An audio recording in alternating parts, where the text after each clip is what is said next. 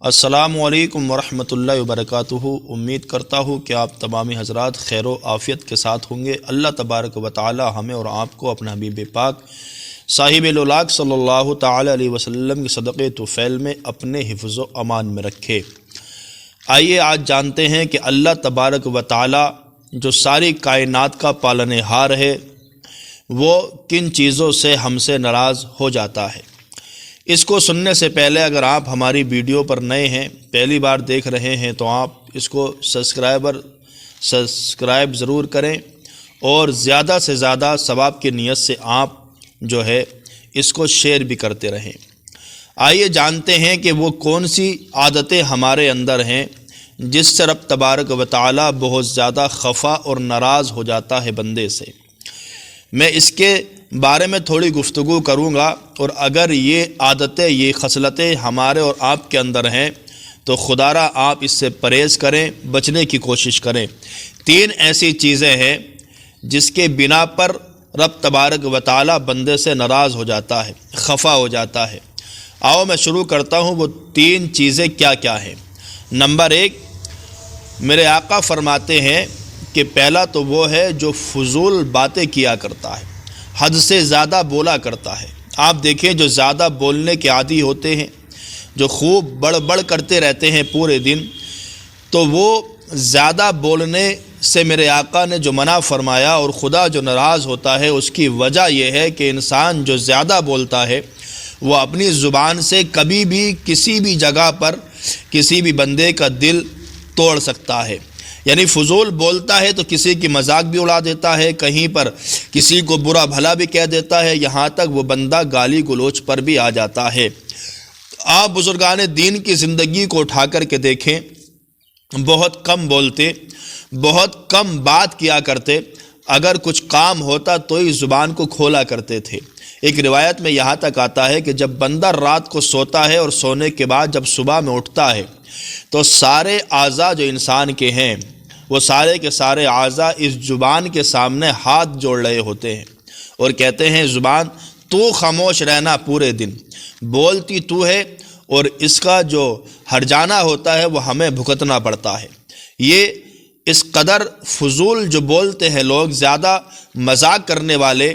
آج کل لوگ ان کو پسند کرتے ہیں، مگر ایسے لوگوں سے آپ دور رہا کریں۔ کبھی کبھی ایسا بھی ہوتا ہے کچھ الفاظ وہ زیادہ بولنے کی وجہ سے ایسے بول دیتے ہیں جس سے پتہ نہیں چلتا، مگر وہ بندہ اسلام سے خارج ہو جاتا ہے۔ نمبر یہ 1 ہو گیا۔ نمبر 2 یہ ہے کہ جو انسان فضول سوال کیا کرتا ہے، بنا وجہ کے سوال کیا کرتا ہے لوگوں سے، ایسے لوگ آج کی تاریخ میں بہت زیادہ ہیں، بڑھتے چلے جا رہے ہیں۔ آپ دیکھیں کوئی علماء ہے، کوئی مشائخ ہیں، ان کے پاس ایسے سوالات آتے ہیں جو اس کے نہ خود کے کام کے ہیں نہ کسی کام میں آنے والے ہیں، ایسے سوالات لے کر کے آتے ہیں۔ اچھا ایک بات اور یہاں پر میں آپ کے ذہن میں روشنی ڈال دیتا ہوں کہ کچھ علماء بھی ایسے ہو گئے کہ اگر ان سے سوال پوچھا جائے، اچھا غلطی ان کی بھی نہیں ہے، عوام میں بھی ایک چیز مشہور ہو گئی، اگر کوئی مولانا سے کوئی سوال پوچھے اور اس نے یوں کہہ دیا بھائی مجھے معلوم نہیں ہے، میں تحقیقات کر لوں، کتاب میں دیکھ لوں، یا کسی مفتی صاحب سے پوچھ کر کے آپ کو بتاتا ہوں، تو ایک لوگ یعنی اس کی برائی کرنا شروع کر دیتے ہیں، اور لوگوں میں یہ طعنہ زنی ہوتی ہے اور یوں کہتے ہیں کہ ہمارے جو امام ہیں یا ہمارے محلے کے جو مولانا ہیں وہ ان کے پاس علم نہیں ہے، ایک چھوٹا سا مسئلہ ان سے بتایا نہیں گیا۔ حالانکہ ایسا شریعت میں کچھ نہیں ہے، ضروری نہیں کہ ہر مسئلہ انسان کے ذہن میں بیٹھا ہوا ہو، چاہے کوئی وہ علماء ہو، چاہے وہ کوئی بھی ہو، کبھی کبھی ایسا بھی ہوتا ہے بارہا کہ اس کے ذہن میں وہ مسئلہ نہیں ہوتا۔ اچھا ہوتا کیا ہے، وہ اس ڈر کی وجہ سے مولانا ان کو کوئی بھی مسئلہ اگر تحقیقات نہ ہو تو وہ بتا دیتے ہیں،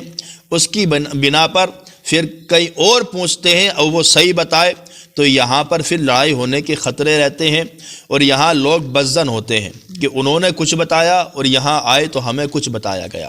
تو اس لیے میرے آقا فرماتے ہیں کہ جو انسان زیادہ بنا وجہ کے سوال پوچھتا ہے اس سے بھی رب تبارک و تعالی ناراض ہو جاتا ہے۔ آپ کو سوال پوچھنے ہیں، اپنی روزانہ زندگی کے مطابق جو متعلق جو سوال ہیں ان سوالوں کو آپ پوچھیں، جو ہمیں کرنا ہے روز، کس طریقے سے زندگی گزاریں، یا نماز کے مسائل پوچھیں، ان چیزوں کو پوچھیں جو آپ کی زندگی میں کام آنے والی چیزیں ہیں، وہ پوچھیں، آپ اچھے سے پوچھیں، نہیں سمجھ میں آتا ہو پھر سے پوچھیں، بار بار پوچھیں، مگر بنا وجہ کے سوال کر کر کے یہ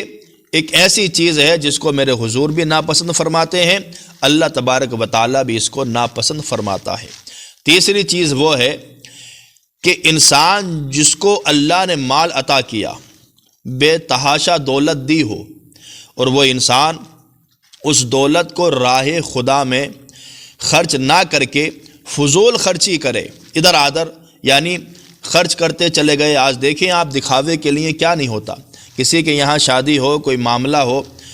اور شادی تو بہت دور کی بات ہے، ہم نے تو اب یہ بھی دیکھا ہے کسی کا اگر برتھ ڈے آتا ہے یا ہیپی انیورسری آتی ہے تو اتنا خرچ لوگ کرتے ہیں جس کی کوئی ضرورت نہیں ہے، کوئی ضرورت نہیں ہے خرچ کرنے کی، مگر پھر بھی کرتے ہیں۔ یہ فضول خرچی کو رب تبارک و تعالی بڑا ہی ناپسند فرماتا ہے۔ کیوں؟ اس کی وجہ یہ ہے کہ انسان کو جو یہ مال ملا ہے، یہ دولت جو اللہ نے عطا فرمائی ہے، یہ اللہ کی رحمت ہے، اللہ نے ہمیں دی ہے۔ آپ اس کو فضول خرچ کریں، فضول جگہ پر لگائیں تو رب تبارک و تعالی اس سے بھی بہت ناراض ہوا کرتا ہے۔ اسلاف کی تاریخوں کو دیکھیں آپ، پڑھیں صحابہ کی زندگی کو، وہ اتنا ہی خرچ کرتے جتنا ان کے لیے ضرورت ہوا کرتی تھی، یہاں تک کہ بہت سارے اولیاء اللہ ایسے بھی گزرے ہیں جن کے پاس اگر شام کو کھا لیا تو صبح تک کا ٹھکانہ نہیں ہوتا تھا، مگر وہ صبر والے بندے تھے، صبر کیا کرتے۔ مگر جس کو اللہ نے دولت دی، پرانے حضرت عثمان غنی کو دیکھیں آپ، اتنی دولت تھی، خدا کی قسم اتنی دولت حضرت عثمان غنی کے پاس، جن کے بارے میں میرے آقا سرور کائنات صلی اللہ علیہ وسلم ارشاد فرماتے ہیں، کسی نے جنت کیسے لی، کسی نے کیسے لی،